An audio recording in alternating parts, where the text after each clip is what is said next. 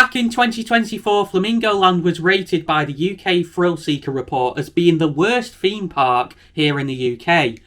But is it really that bad? Hello and welcome back to ThrillNet and welcome to this vlog from Flamingo Land Resort in Yorkshire. We are starting off our day with a ride on Velocity here in the disabled access queue, aka the exit. I tell you what, you get some brilliant shots of this ride from here. There we go. So yeah, brilliant. I'm really looking forward to getting back on all the rides at this park. Not been here since 2022. Getting back on sick. Of course, Velocity in a second. Can't wait. Comparing Cliffhanger to Launchpad as well. It's going to be really good. But yeah, really looking forward to today. It's nice and sunny and it doesn't look too busy on park either, which is always a bonus, isn't it? So without further ado, let's get on Velocity and let's enjoy the rest of our day here at Flamingo Land.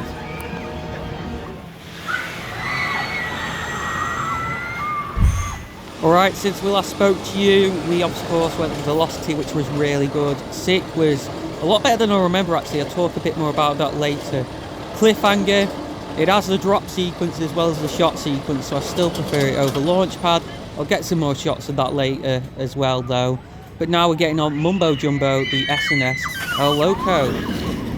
I absolutely hate the over-the-shoulder restraints on Mumbo Jumbo. That was so uncomfortable. We're now going to go on the Starfly Pterodactyl and my mum's going to get some off-ride shots because she's not a fan.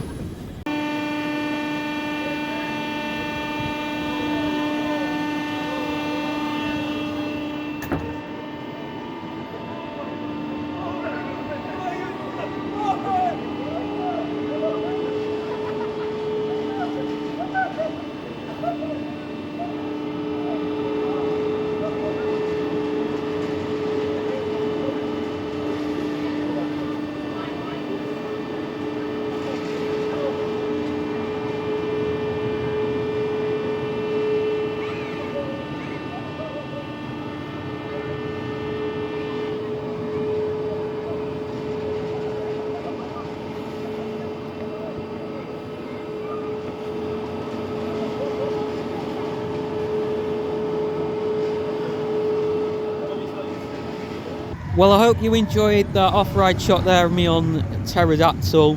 It's good that they actually allow you to do that here at Flamingo Land, even if you're using the disabled system. If you're a disabled guest, you can still do the ride by yourself, as long as the carer waits at the exit. But as well, we did Kamali. Tell you what, that was running rougher than I remember. And also Twistosaurus as well, I just did that, which was mental. But we have actually just had lunch now, which means it's time for... Fast Food Net. Hello and welcome back to Fast Food Net, bringing you everything fast food related in the UK and beyond via the internet. And I'm back home now discussing everything regarding what we ate at the park. Obviously, I was with my mum at the time when I was on park. I wasn't with Josh and Danielle or anything, so I didn't bother with Fast Food Net at the time. I thought I'd just wait until I got home because it'd just be easier to do it then. But I had a nice, juicy, big sausage with some chips as well. And we got it at one of the food outlets in the Muddy Duck Farm area of the park. I can't remember what it was called exactly, but it was pretty near the zoo. And yeah, it was actually really, really nice. The sausage was very tasty. The chips, generally speaking, were pretty good as well. There was a couple of manky chips in there, I can't lie, but generally speaking, the quality was very, very good. And interestingly as well, while we were eating, I didn't actually get a picture of it because I was too busy eating. We were actually being watched by the entire time by this ginormous peacock. Like when do you see that, a theme park, a peacock, while you're eating your sausage? It was certainly interesting, but yeah, a cool experience. Nice to see some of the local wildlife. But yeah, overall, I'd give the meal a good 8 out of 10. I did have a Fanta drink with it as well, I forgot to mention. And it only cost £9.50, which, when you consider that's basically the cost of a hot dog at Alton Towers, it's not too bad value whatsoever really for a full theme park meal. Don't get me wrong, some things were a bit pricey, particularly the drinks. I believe it was like £2 something for a bottle of water. But generally speaking, the food wasn't too badly priced at all, in my opinion. Just had our second ride of the day on Velocity. There we go. And one thing I actually forgot is how much that ride can hurt certain areas, or crush rather, if you're a man. Yeah, certain bits just get crushed, unfortunately, so it's a bit uncomfortable, but even so, I still enjoyed it. And we're going to do some re-rides now. I'll give a bit more detailed reviews than I did this morning because they're a bit vague. But yeah, going back on Sick. Second ride of the day on Sick complete. I'm just here now filming Hero, which I'll talk a bit more about in a minute because we did go on that this morning as well, or I did rather. Yeah, Sick, I'm actually enjoying a lot more this time. I found the Heartline rolls to be quite painful in 2022, but for some reason I'm not finding them as painful this time round.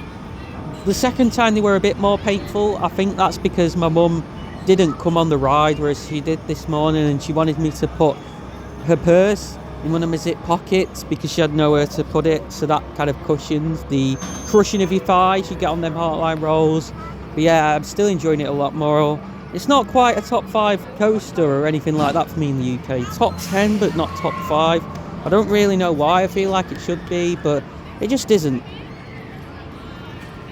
But as for Hero here, obviously I said before my mum didn't come on it when I did this morning because she's not a fan of it like most enthusiasts. But obviously I've always been, for those who aren't aware, one of those who's like, it's not as bad, it's not nearly as bad as anyone says. Obviously, as you can see here, you're getting these like torture cages, you stand up in them and then you're like tilted forward into that flying position.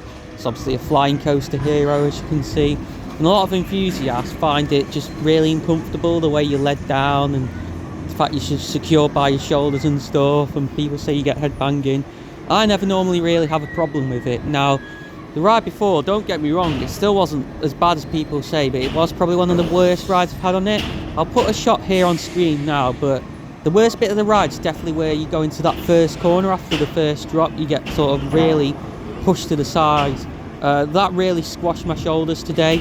I was on an outside seat, and I think I'm normally ridden inside seats on this ride, and outside seats are probably worse, according to people. They're apparently worse, rather. So yeah, that's probably what did it. So that did hurt a bit, that bit of the ride, but apart from that, I still stand by the fact it's nowhere near as bad as people say.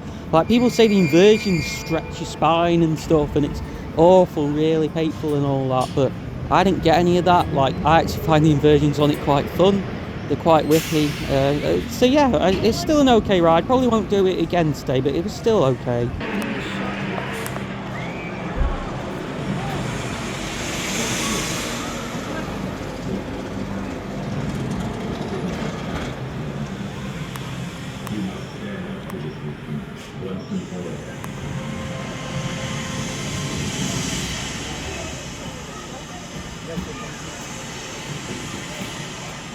Alright then, as much as I found it really uncomfortable before, I am going back on Mumbo Jumbo. Yes, I said I.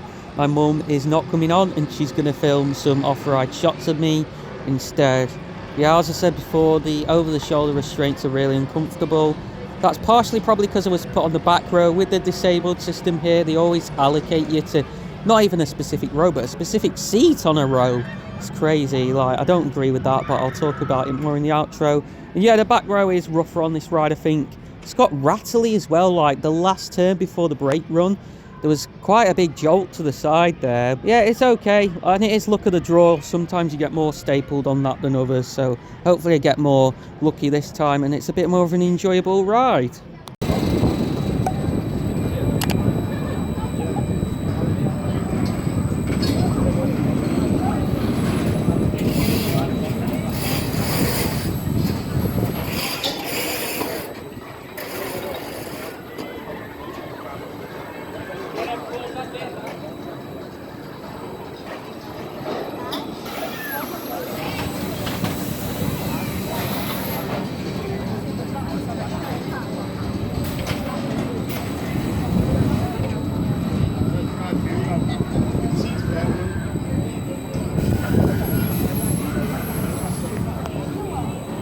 Alright then, so as I predicted, Mumbo Jumbo wasn't as bad the second time round then. I don't know what it is, you just sometimes get more stapled by the restraints than others. Like, I don't really get it because it's not really down to the ride operator. Like, they kind of come down by themselves when they get activated. I don't really know how to describe it. But yeah, like, I enjoyed it more that time. It's not one of the best coasters in the UK, but it's unique, isn't it? It's the only SNSL loco we have. When it did open, it was the world's steepest roller coaster, so it really is great that Flamingo Land had that Guinness World Record. There's still like a sign outside for advertising that and everything. So yeah, it's a fun ride, but it's nothing spectacular. Okay, it's time for a re-ride on Kamali. Again, my mum is going to get some off-ride footage from the exit. But yeah, this, as I said before, I have a smooth Vekoma SLC. A lot of people refer to it as, but it was running rough before, which is weird. Definitely the roughest ride I've ever had on it. It was quite uncomfortable, quite a bit of headbanging. I think maybe it's a combination of the warm weather. I know Infusion at Pleasure Beach, which I ride more regularly, tends to run worse in warm weather, and it's like 26 degrees today. And I think it's also the fact that, again, on the disabled system, allocated seating, you're always being put on the back row. Now, on Infusion, the back row tends to be smoother, but on Odyssey, the other week, it was rougher, so maybe this is the same and this ride is rougher on back row. I'd actually go as far as to say now, people used to say this was the smoothest Vekoma SLC in the UK, but I'd definitely say Odyssey a few weeks ago was smoother than that, even on the back row. So yeah, we'll get back on it, hope for a smoother ride, and yeah, we'll just see what happens. I'll be sure to review it afterwards.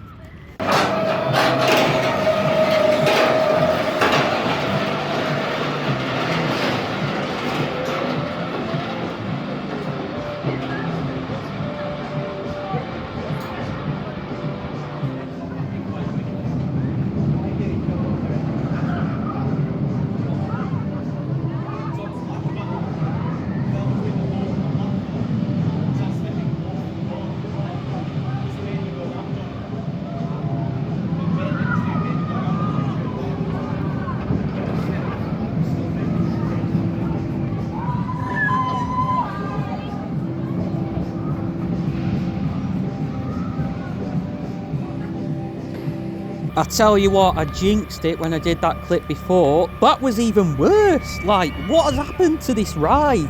I used to love it, but that was really headbangy. I have a bit of a headache after that. Like, most notably, the first drop, which is really weird for an SLC. Normally, the first drops on them ride okay, but as you were coming round that corner in the bottom to the loop, really headbangy. The transition between the loop and the Cobra roll as well, which was really weird, like that was headbangy, even though it's like a straight track. And then the Cobra roll and Zero G roll were fine, but then that final helix was really headbangy as well. Like, what's happened? I remember loving this ride in 2022, but that was not riding good. Like, yeah, Infusion at Pleasure Beach is a lot worse, but Odyssey is a much better coaster. And I tell you what, it was riding less intense as well. Like, was it running slower? Like, that did not feel how I remember Kamali feeling. I don't know what's happened to it. It was really intense back in 2022, but it was just really lackluster then and before. Come round here towards the zoo area, and we've got some construction going on. The Lost River ride, which is a water ride here at the park. I did it about 10 years ago, and it was really fun. You got really wet on there. But it's been closed since 2023, I believe. And they're doing a lot of work. They're actually lowering the drop. I'm not 100% sure why, because I've not looked into it too much. I think the boats had trouble getting up the lift hill at the end. But yeah, a lot of work going on. What I do know is it's expected to reopen in 2026. So I look forward to that. Hopefully I do get back on it one day. That green building over in the distance is actually where the drop is. But yeah, I've just come up here to sort of a bridge, walkway area near the giraffe enclosure.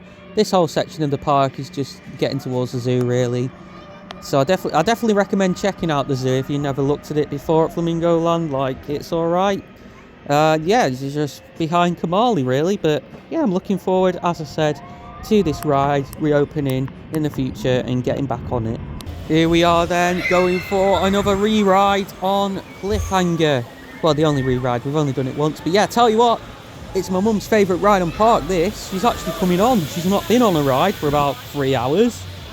But yeah, this is really good. As I said, it's better than Launchpad, mainly because of the drop sequence, which is about to go into.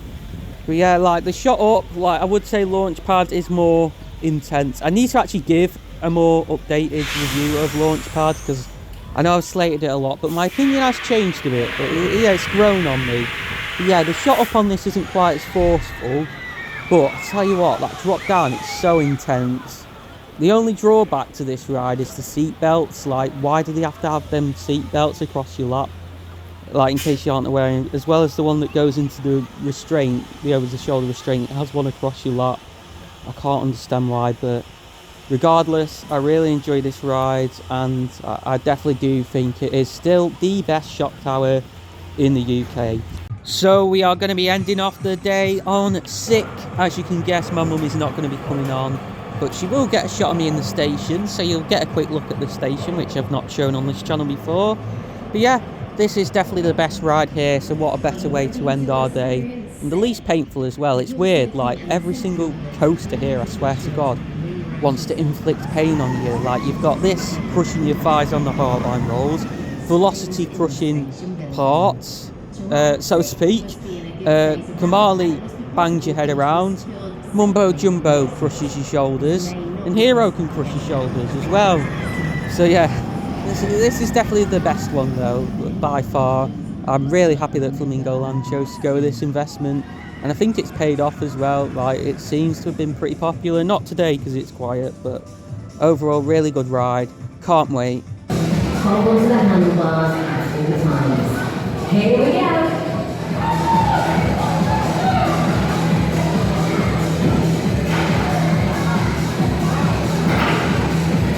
There we go, last ride of the day done, and it was great. Sick, there we go. And yeah, we've had a really good day at Flamingo Land today. I was a bit sceptical before coming with all the bad reviews I've heard from the place recently, which I'll talk a bit more about in the outro. But overall, it's been really good. I think this is a very underrated park that deserves more support. I'd honestly say it's the best park in the UK after Towers, Thorpe and Pleasure Beach. Like, I know I've complained a little bit about some of the coasters here being a little bit negative, because, you know, they do have a bit of pain points, some of them, but overall they're still really good, solid rides, and unique for this country as well. So yeah, definitely come here. Well, there we have it. That was our day at Flamingo Land. So that begs the question, is it as bad as everyone's saying? Is it the worst theme park in the UK?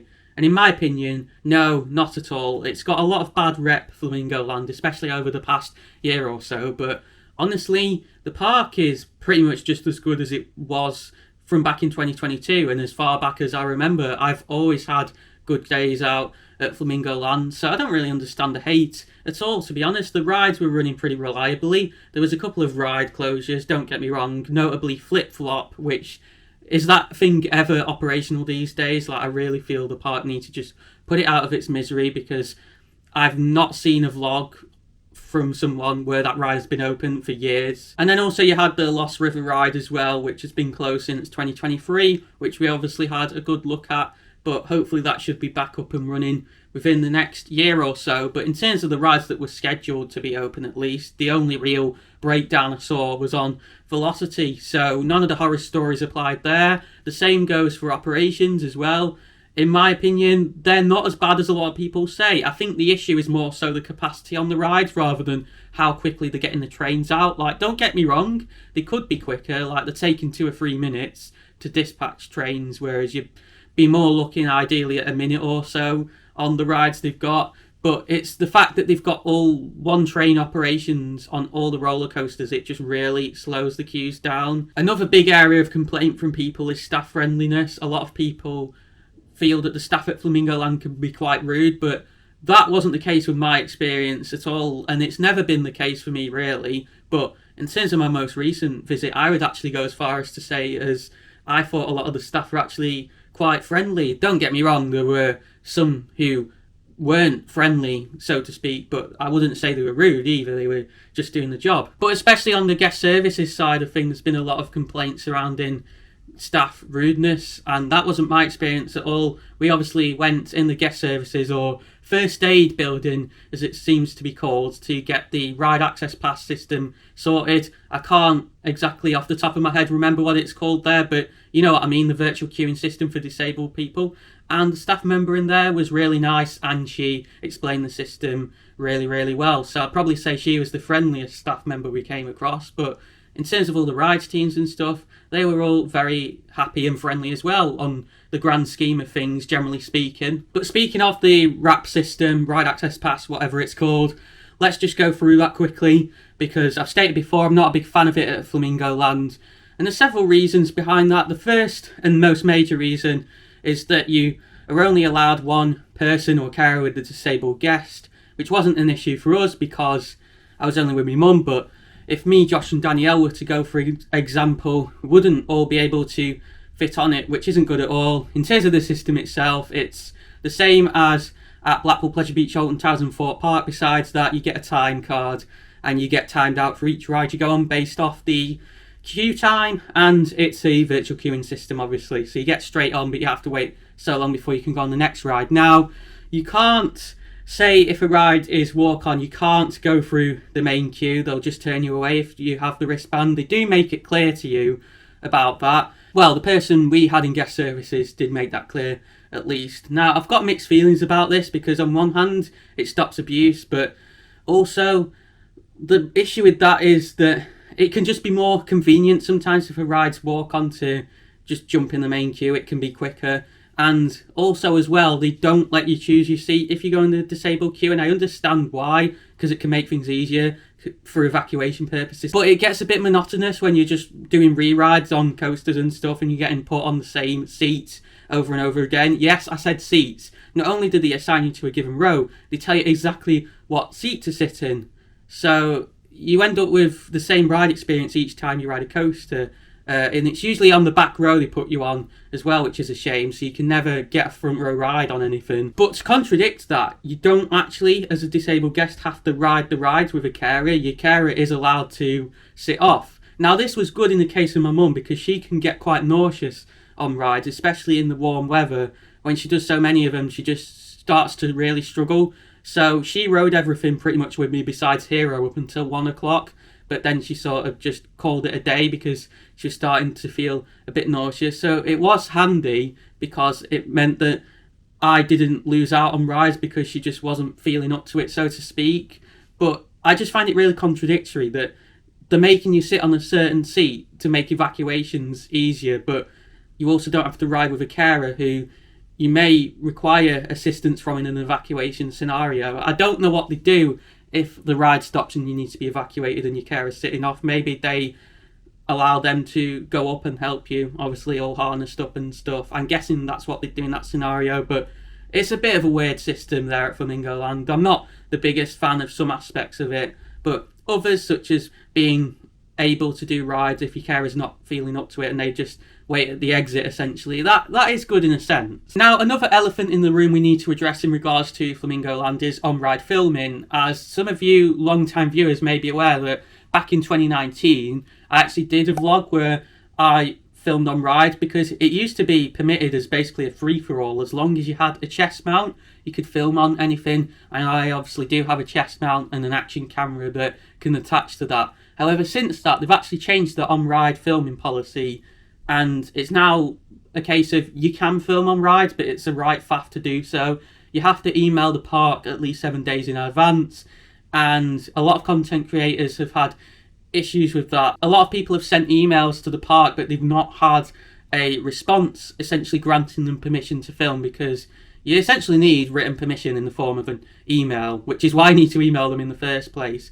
And then you've got to take that to guest services to basically get, I guess, a pass to film on the rides. And with all the horror stories I've heard about people not getting replies and such, and staff on park not being very helpful in regards to it, I just decided it wasn't worth the hassle to try and get permission to film on the attractions. So that's why on the rides I've filmed on before, at least, I've been overlaying some B-roll of old POVs throughout this video as an alternative. Now, there's been a lot of people quite concerned about Flamingo Land for the reasons I've mentioned, and also because the park is just looking a bit tired. And don't get me wrong, it is getting a bit tired and run down, the park. it does need some big investments in places. There's places on park where I feel like there was a lot of theming before and it's just slowly been ripped out and all looking a bit tired. I noticed as well there was a lot of food outlets closed, like hot dog stands and even some of the ice cream stands, even on a 26 degree day. And then you've obviously got a couple of ride closures as well with Flip Flop, etc. So the park does need a bit of money going into it. I think it's getting a bit of a bad reputation, and that's why attendance was so low during my visit. I think a big factor is the pricing. Flamingo Land is renowned as being one of the most expensive parks to visit in the UK, and I feel the other factor is just obviously all the negative press it's got recently, and I hope in this video I've made some contribution towards changing that, because I generally don't think the park is as bad as people say, and I had an absolutely brilliant day there. And so as a result, I definitely think you should consider visiting Flamingo Land this summer. But Flamingo Land isn't the only park you should definitely consider visiting this summer. Blackpool Pleasure Beach is by far the best park in the UK, and another one you should definitely check out. So go on, check out the video on the right side of your screen. It's my latest vlog from that park. For more things theme park related in the UK and beyond, click the icon on the left side of your screen to subscribe to the channel. I'm Ben, you've been watching ThrillNet, and I'll catch you again soon.